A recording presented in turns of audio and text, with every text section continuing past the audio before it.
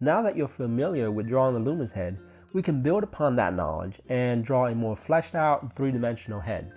Drawing these mannequinized heads will help you to better understand the placements and basic construction of the features, and also how the head will be affected by perspective when viewed from different angles. So let's get started. The first step is to draw a simplified head from the front view using the steps we covered in the previous lessons.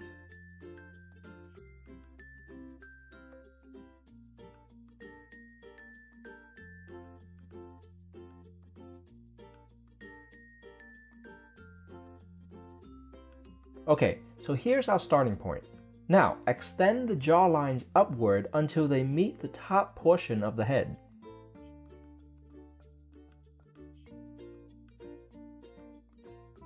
Then erase the extra side portion.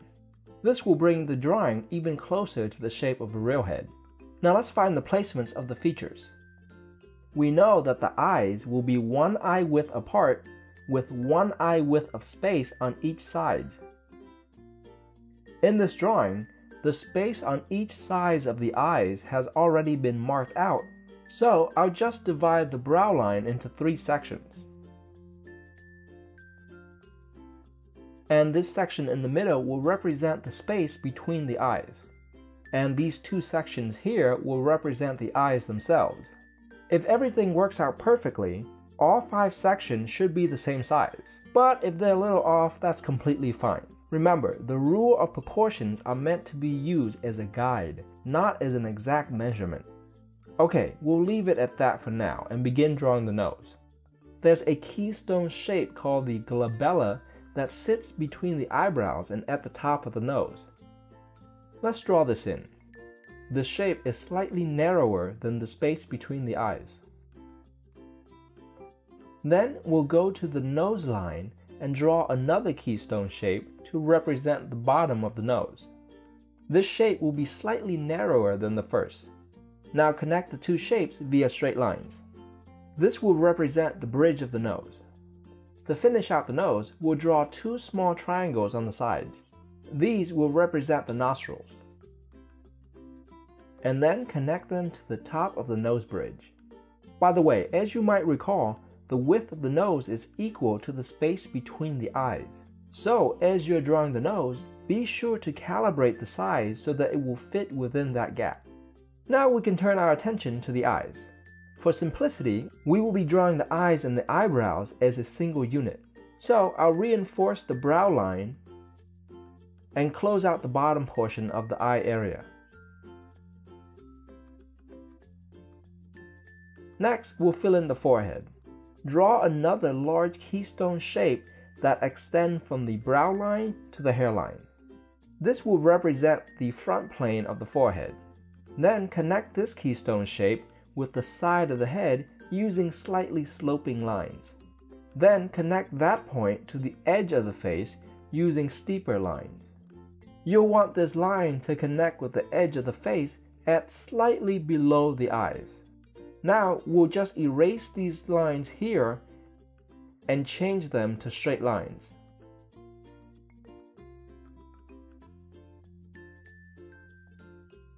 And we'll do the same for these curves.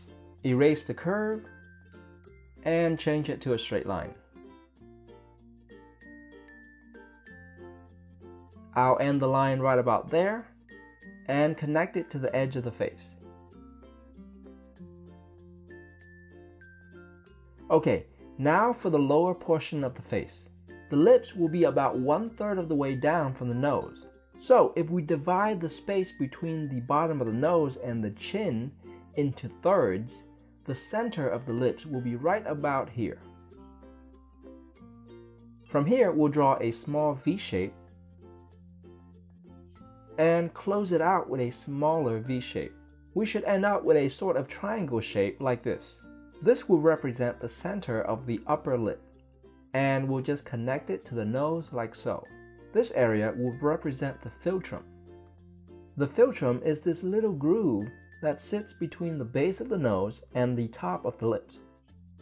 To finish out the upper lip, we just have to figure out how wide it's going to be. The width of the lips will roughly correspond to the pupils of the eyes. So if we estimate that the center of the eyes would be at these points, then the corner of the lips will be right about here. If you think this would make the lips too wide, feel free to bring the points in a little closer. Extend the upper lips to these corners, and then finish out the lower portion. The line will curve up in the middle before sloping down to meet the corners. To draw the lower lips, we'll first draw a short horizontal line and then angle it upward until it connects with the corner. Then we'll divide up the planes of the lower lip by drawing in these lines. Now connect the corner of the lips to the corner of the nose. Then connect the corner of the lips to these points here.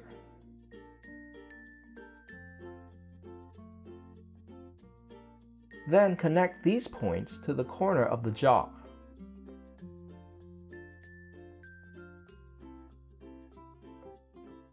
These new lines we just made represent yet more plane changes on the face. Next, we have the chin. Draw two small keystone shapes underneath the lips like so.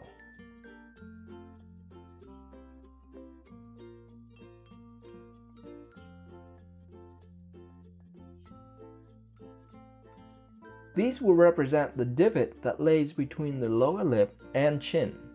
Now just connect the corner of this shape with the corner of the chin and we got ourselves a three-dimensional chin.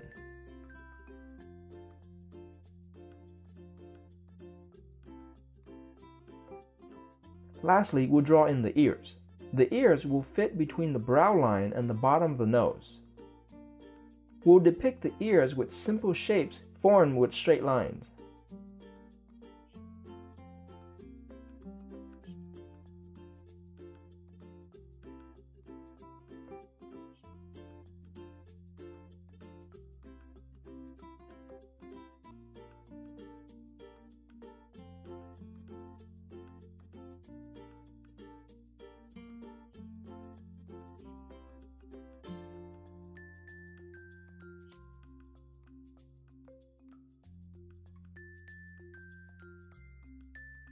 And that's it, we're all done.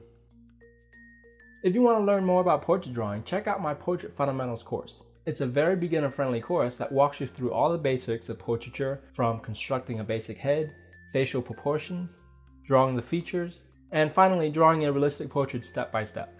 You can learn more about it by going to mydrawingtutorials.com/portrait or clicking on the image on the screen. Thank you so much for watching, and until next time, happy drawing.